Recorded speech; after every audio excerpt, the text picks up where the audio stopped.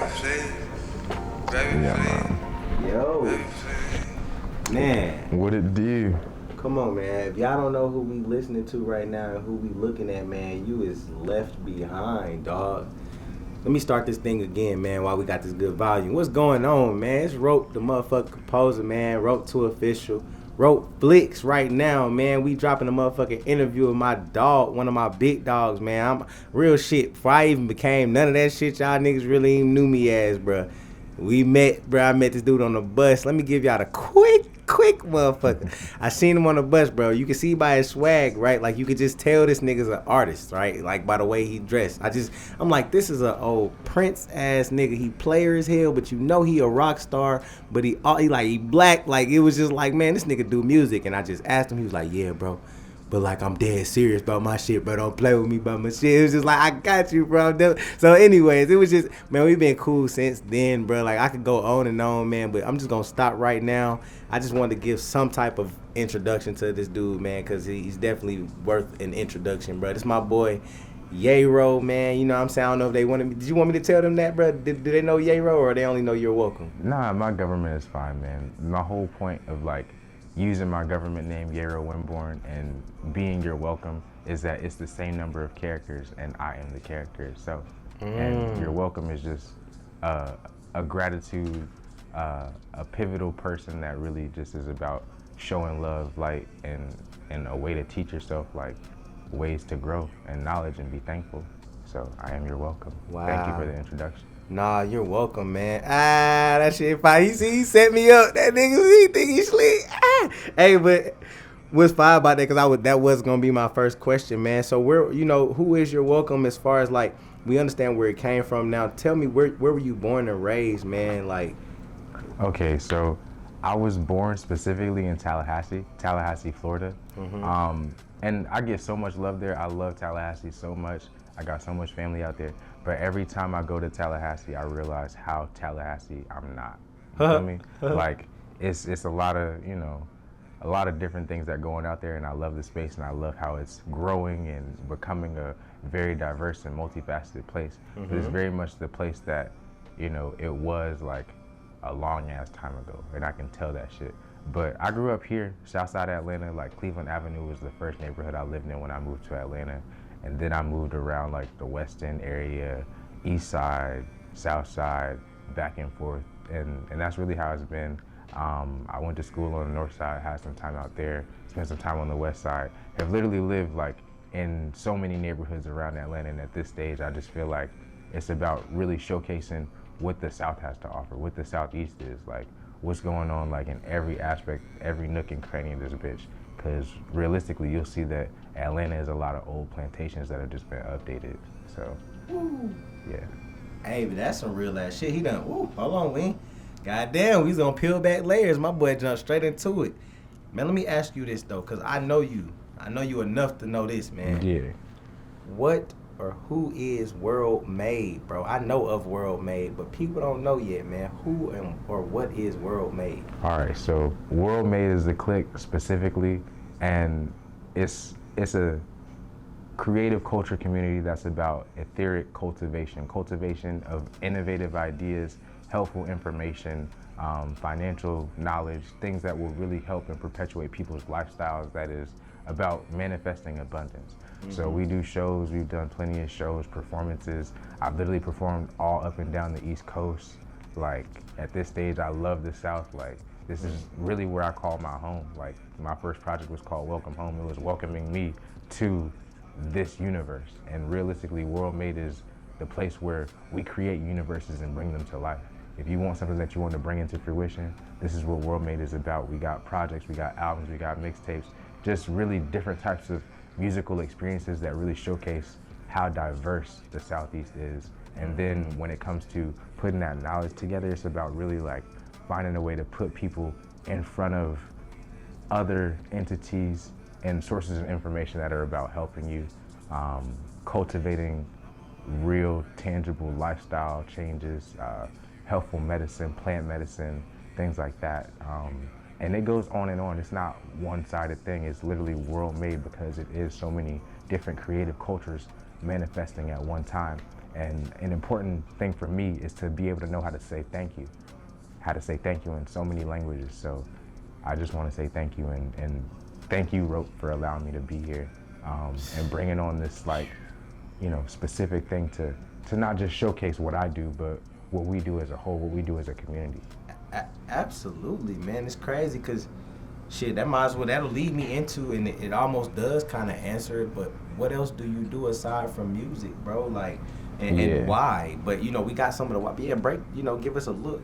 Yeah, you basically answered it, but yeah, give us some more of what you do aside from music, man. Give me some details. Man, I just try to be myself, and with that, it's not about trying. I have fun. I do a lot of different things. Specifically, most recently, I jumped out of a plane. I shoot a lot of videos. He did the fuck out of that too. Videos. That boy jumped out that plane. He ain't lying. Woo. Videos for me is like painting, and I do a lot of painting as well, drawing, canvassing, organizing, getting people together around like more specific ideas that can help them in their health. I do a little bit of design, whether that be physical, graphic, clothing design as well, so that, we're not just buying things like Gucci, things, that are not only like helpful for people to showcase their style, but also really, find certain things that are different and diverse. But, I love Gucci too, but we could do that custom, Yeah, that's somebody's last name. Yeah, right. So it's about putting your name forward. It's about putting my name on. And I'm actually working on a denim line specifically because denim is something that's like near and dear and special to my heart. That it's always important to have a solid denim jacket. Niggas love jeans. Like, they're low key, one of the most rough and tough but comfortable things, materials that are available. So that's what I do. Man, fashion, music, goddamn investing, all type, man, world made. Y'all need to make sure y'all tap in with Yero immediately, because apparently he is on to something. I ain't even gonna tell y'all. He got business plans and all other type of shit he got going on. I really want to make sure y'all tapped in. Man, let me ask you this, man. When did you realize that music was like one of the gateways to your dreams, bro? Because you do a lot, but this is like a mainstream. A lot of people use music to market other things, but as an artist and a natural, gifted, talented musician, just naturally inclined, musically inclined, when did you know, man, like, nah, music is something I should take serious, not just no hobby. I need to utilize this. Okay, so I mean, this goes back, and for me, music wasn't always about recording. Like, literally, I used to drum myself tired, like with a djembe that I still have that's like right behind me. And I still play that djembe today to make music. Like, the djembe, the African drum really is just a style of drum, a hand drum that you just play. And I literally used to just drum my hands tired, drum myself tired, drum my body tired, so that I would go to sleep. Like, I could even go to sleep to a lot of different types of music, but like, realistically, as a baby, like, I would play this drum until I couldn't, until like it was just time to fall out. And the older I got, the more I got inclined to record with it. And by the time I really hit like being a teenager, like, I had recorded so much with my brothers, recorded so much with like my older brother Law, like specifically, it was just about being able to find a way to be able to record and create endlessly. And it's a lot more than just using DAWs and using like the energy, the engineering, the production. Like, I do all the above, and it's fun. And I want to teach others how to do it, because it's a very basic skill. And then once you master those skills, like, you know how to be like, okay, like, let me just get in my bag, you feel me? Boy, oh boy.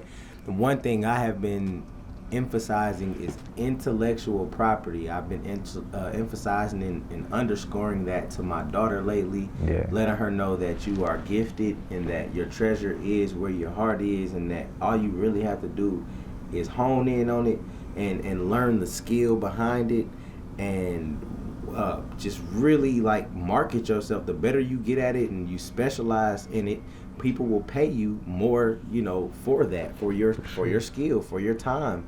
So it's, man, I appreciate the fact that you just highlighted that, bro, for real.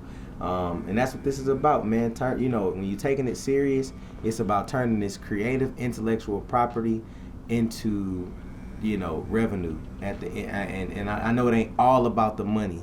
Facts. Because we're artists, so it's not all about the money. It's the beautiful benefactor that comes with what we do, because it's a very marketable thing, not just even from a tangible standpoint, but from an emotional standpoint. We need music, and I could go on and on, but I won't. I'll move on to the next question, man. So when I say in the industry, I like to think that I'm in the industry at a certain level and at a certain degree, and I got other compadres, including yourself, man, who's been in the industry for longer than me, as long as me, shorter than me, whatever. Since you've been so-called in the industry, doing open mics, bumping shoulders, and doing stuff like that, like putting yourself out there, what has being in the industry taught you? Like, what's one of the biggest lessons? It could be business, it could be social, whatever. What's one of the greatest lessons that being in the industry has taught you thus far? Motherfuck the industry. Realistically, the shit that I do is the shit they believe in. I'm about doing things that people believe in and feel. Like, unabridged version, I've never been interested in doing things for being in the industry. I've seen a lot of things for people that are about being industry heads, about being in the studios all day, like being force-fed lines and shit like that. Come on. I mean, I've seen like endless days and endless hours where people were force-fed like different songs. I've been in school, I've been in different like areas with people who are the biggest names in the game right now. I've seen and watched plenty of people blow up. Like, I know people that wear masks every day, but that's not really what I'm on. So fuck the industry. I want people to take their masks off. I encourage people to take their masks off and not wear them at all.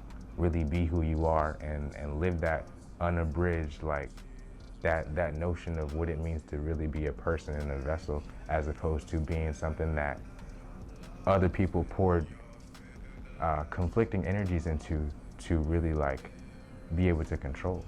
And that's what I've seen in the industry. That's what I've seen from engineers, producers, big people who you love their music from. Like, I won't get into names and all that shit, but that's what I've been on. And seeing that is really what made me want to do World Made more than anything, because me paying attention to how big names people was like really like fucking up and just really force feeding lines, like that shit was like not cool to me. Like, it was the opposite of creativity. It was, people writing out and structuring people's careers, and I think there's very much a great usefulness for knowing how to have a plan and use that strategically. But when it comes down to music and something that people call creation, lacking creativity or the actual spark that truly inspires people, that was something I couldn't stand for. That was something that made me really lose like a care for what creating music was, whether it was from scratch, whether it was from sampling, whether it was recording guitars, bass, drums, saxophones, like any kinds of instruments, keys. Like, I do that regularly. But like, we can write music, we can write songs, but if I'm writing a song for somebody, if I'm writing something that I want somebody to feel, I don't want to have to like force feed the line or wake the engineer up because he's dead and doesn't like feel like he can mix the song. Like, I'm in engineering sessions with people that don't know how to mix, and they're like certified crazy ass engineers that have their own studios and stuff, but they don't know what to do to even achieve that sound. So that's really what made me take a step back on being in the industry and a step inward and like really cultivating and building up my shit. What's ironic, or not even just, it's slightly ironic just because I damn sure didn't prep you with any of these questions, but just we're leading like very fluently down my list of questionings, and it's like, it just naturally, I almost don't even want to ask it because I'm like, you just answered it. And I'm gonna answer it based off what you just said. The question was, what is one thing you would change about the industry? And one of the big things I got from it is that you would get rid of the whole masking and the fakeness of it, the force feeding, the disingenuine aspects that may come with the industry. Yeah. But if that's not what that's the main thing that you would change, or what's the main thing that you would change about the industry if you could just press a button? I mean, there are a lot of stories told in music, and I would encourage somebody to tell their story. Just specifically tell your story. But if you don't have a story to tell a story that's worth telling, as opposed to, telling the same story that's already been told. And that's really what I would say, because there have been so many stories that just keep being retold, and that perpetuates the lie that's already been created. My goodness. That man, listen, if y'all not getting the vibe, which I'm catching the vibe, like I already knew better, but like, dog, this man is on another plane. He's here in front of you, but like, he's really not. You know what I'm saying? Like he's I think he's trying his best not to go too deep. Like he's actually over there like you know what I'm saying? Cause I know our talks, I know how this shit can get. So he's actually trying to make sure y'all niggas can keep up. No disrespect, cause I'm telling you, he goes to Mars and beyond, bro. Like real shit. So I'm gonna ask this final thing from you, man. I'm gonna ask you to let these folks know about your new music or any new videos. The one that I seen of you jumping out that plane, that's how I know he did not lie. It's in a music video, guys. So he definitely did that, and I want you to let these people know where to find you on Instagram as well. So new music, new videos, and put your plug in. Let these, not even just Instagram, everywhere. Where can they find you and your music, man? Everywhere. YeroWinborne. YeroWinborne.com, Instagram, website, TikTok, Facebook, social media. I'm Your Welcome specifically on Apple Music, iTunes. That's where you can stream my music. And The Click is World We Made on all platforms. So specifically, man, like, find me jumping out of planes. July 31st, that's when I'm dropping the latest video. Specifically, I dropped Welcome Home on my birthday last year, March 9th, March 10th, going into it. I wanted it to be like the birthing of me, me being born into this quote unquote industry that I say motherfuck. But at the same time, you already know what the fuck going on. That's my shit. Like, that's coming next year. Like, I really want to make that a special experience that people can jig to, bop to, cry to, have fun to, rage to, rock out to. It's just eclectic and very like well curated. Just something that I spent like my whole ethos on. That's coming next year. But July 31st, I'm jumping out of a plane, A Light Body. It's a short film dedicated to my little brothers. Hey man, y'all heard what he just said, man. Make sure y'all tap in, make sure y'all look for that video, you know what I'm saying?